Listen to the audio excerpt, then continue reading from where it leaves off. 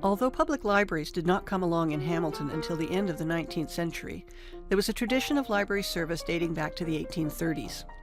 In February of 1839, some of Hamilton's leading citizens met to establish the Hamilton and Gore District Mechanics Institute. They specialized in books on science and technology and were careful that the library would not degenerate into mere reading rooms for the reception of the sensational literature of the day. In 1882, they could not raise funding to continue and closed.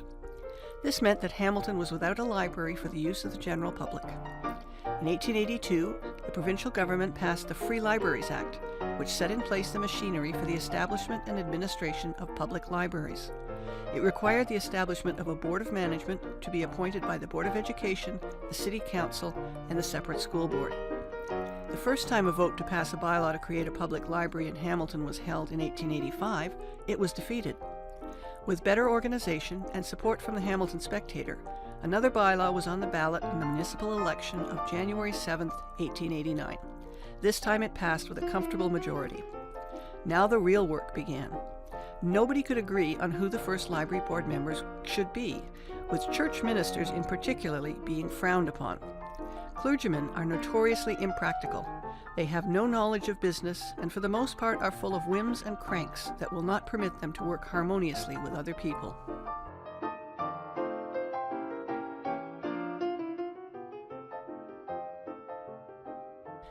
Nevertheless, one of the first library board members was Reverend Samuel Lyle of Central Presbyterian Church.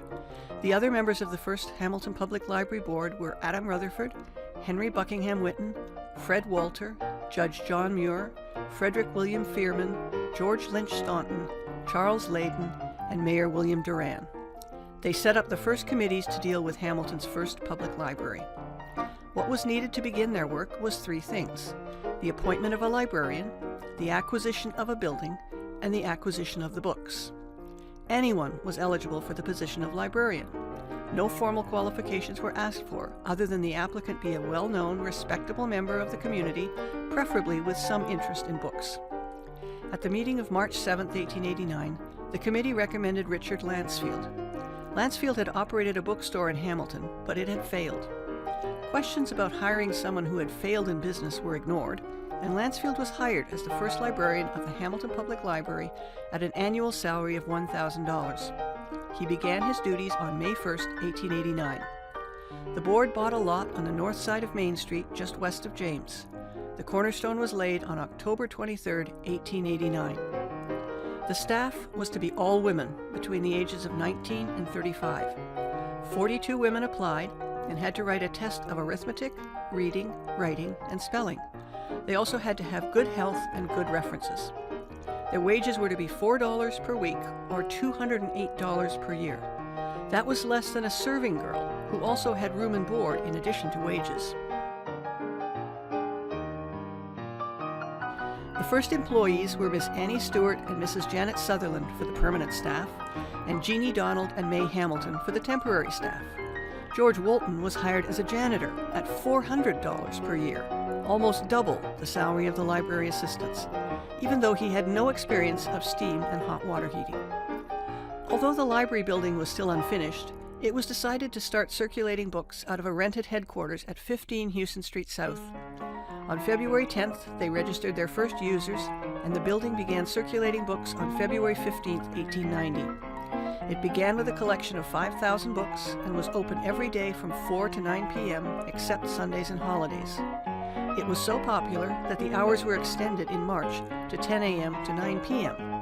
Additional assistants were hired, and the janitor was given a $50 raise. There was no raise for the assistants.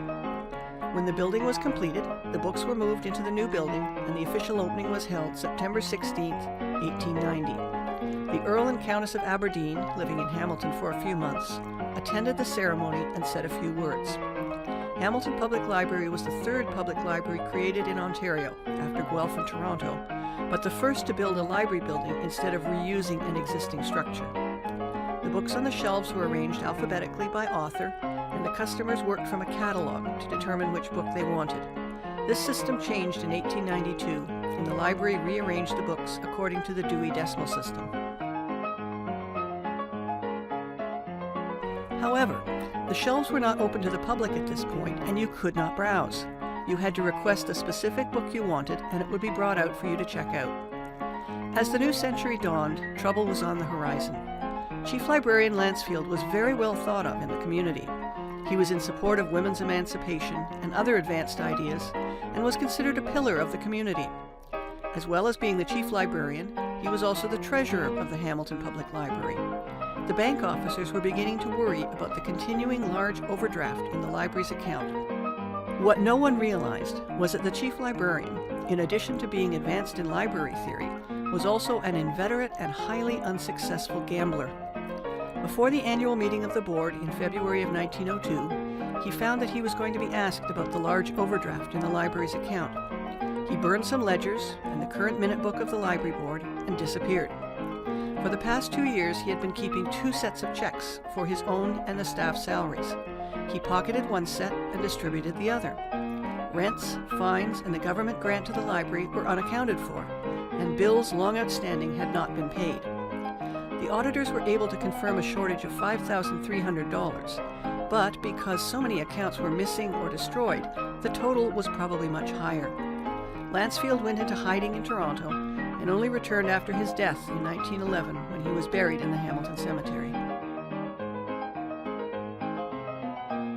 John Kenrick, a member of the library board, was appointed acting librarian for 1902 at no salary, and the board went into major damage control.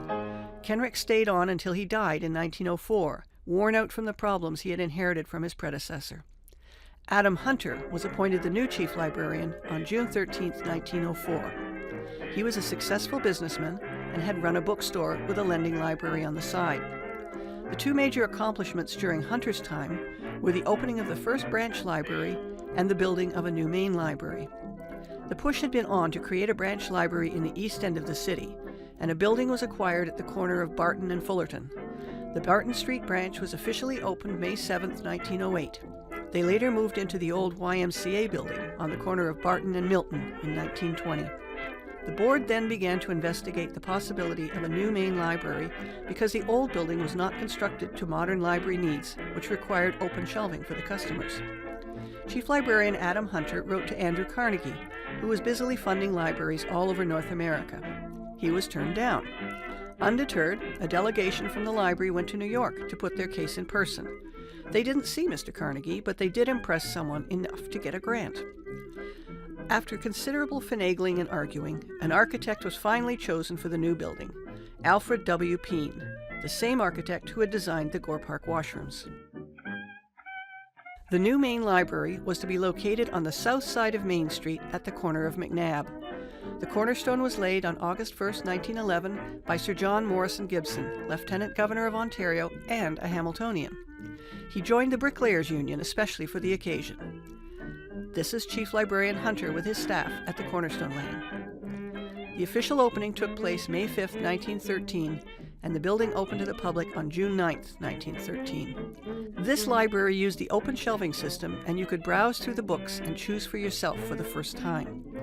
In September of 1913, Miss Carrie Banting was announced as the superintendent of a new feature of the library, the Children's Department. Shortly afterwards, the first story hour was held, with a total attendance of 54. In March of 1914, a collection of Canadiana and local history was formally set aside as a reference collection in the main library. Miss McNair was in charge of reference and made a comment about reference librarians. The reference room assistants required to be always on the alert and must meet the people more than halfway to know precisely what they want, so few being able to explain in an intelligent way just what information they are seeking. The following years were reasonably uneventful. They experimented with opening on Sundays, but nobody came, so after 8 months they stopped. The library received the donation of a clock in 1919 that is still in operation in local history and archives. However, the calm before the storm ended in 1920. Ella Reynolds had become the first female library board member and immediately took up the fight for the female staff who were woefully underpaid. One assistant quit because $11 a week was not a living wage. Another board member, Senator Milne, remarked that the girls were getting too much already. In fact, they were getting too much everywhere. At this point, the library's dirty linen began to be aired quite openly in the local press. Ella Reynolds, being a newspaper reporter, had no trouble getting articles favorable to her side in the newspapers, as she published reports that the library board had tried to ignore. Finally, everything came to a head, and the city requested an independent investigation into the library's affairs. Mr. William O. Carson, the Inspector of Public Libraries, was assigned to dig into the mess. He had visited in 1916, 1917, and 1919, and made recommendations which were completely ignored by the library board. Miss Banting's report on the Children's Department for 1920 was deliberately left out of the annual report, and the library statistics suspiciously showed that children read an unusually large number of books on philosophy and religion. Despite his best efforts to avoid it, Mr. Carson came to Hamilton for 2 weeks to look thoroughly at HPL. His report detailed a litany of problems at the library that needed to be addressed. It was received by the library board and filed without being read. One recommendation, however, was acted upon. Chief Librarian Hunter noted that he was 70 years old and did not want the responsibility of the job any longer. He took a leave of absence, and the inspector recommended that William N.C. Carleton be appointed for a term of not more than 1 year to sort out the problems.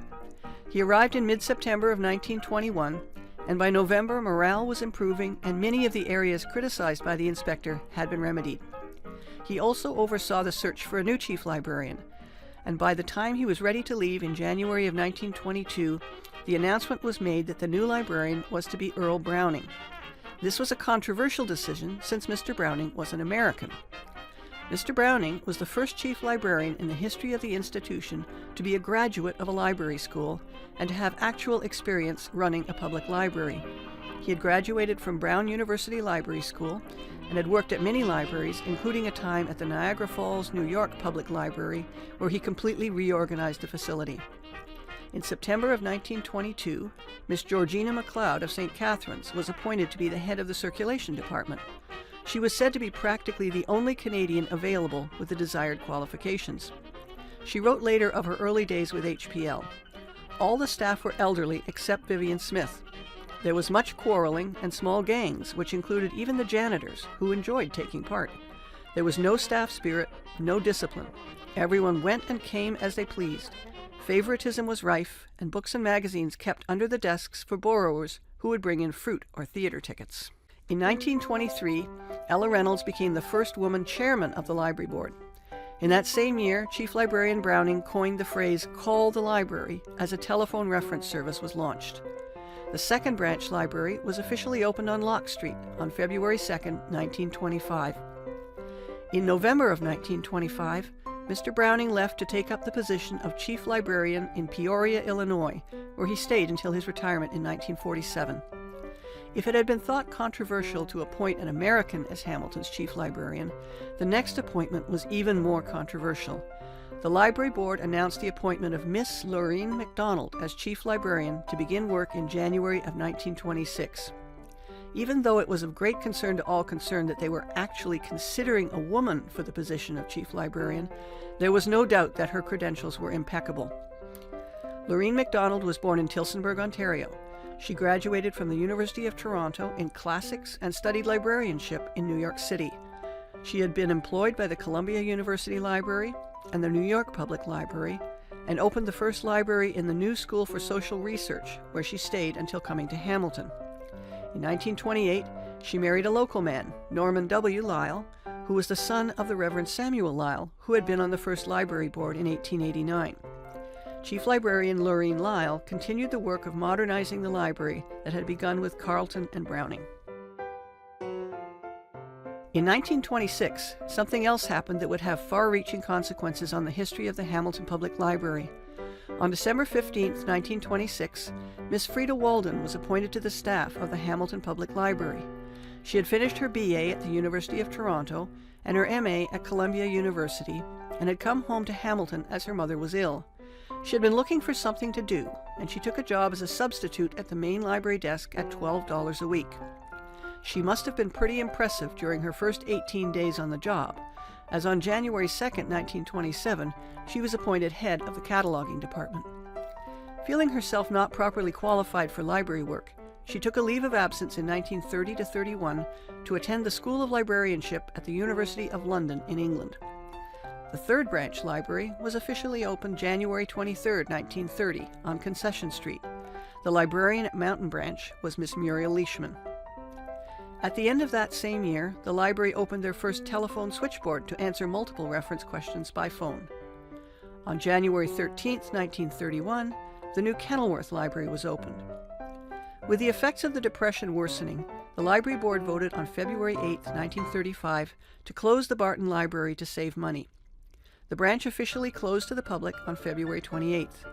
This was as a direct result of the Hamilton Board of Control asking the library to cut $10,000 in expenses that year. In addition to the closure, the cuts resulted in reduced hours at all other locations of the library and the elimination of 5 full-time jobs and the complete elimination of all 15 part-time workers. Also, the book budget was almost completely eliminated. The closure of Barton was strenuously protested by the Workers' Protective Association, who attended a Board of Control meeting chaired by Mayor Herbert Wilton. They were led by the Reverend L.G. Bowles of Livingston United Church. The police stopped the delegation from entering, except for Reverend Bowles, as the mayor objected to the fact that there were some communist members in the crowd. The following year, it was noted that there were still private lending libraries that were not under the control of a board of directors, and Controller Nora Frances Henderson proposed that the city enact a bylaw licensing all lending libraries and appointing a censor to prevent the stocking of salacious literature unfit for consumption by immature minds. The Hamilton Public Library was not included in this, as they could not afford to buy any salacious literature due to the budget cuts. Barton Library finally reopened on July 8, 1938, after being closed for just over 3 years. With the outbreak of World War II in September of 1939, the library was in the forefront of the activities.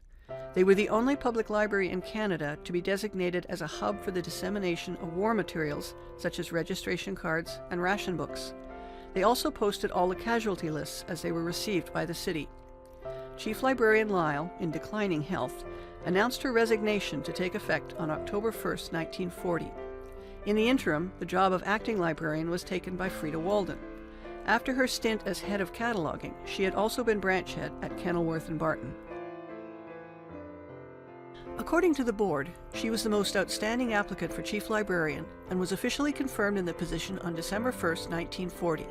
She was the first staff member ever appointed to the chief librarian's position. Very shortly after her appointment, she began to talk about the need for a new library building. The war ended in 1945, and Frida Walden, among other librarians across the country, began to lobby for both a Canadian Library Association and a National Library for Canada. The organizational meeting of the Canadian Library Association was held at McMaster University in 1946, and on June 15th, Frida Walden was elected the first president of the organization.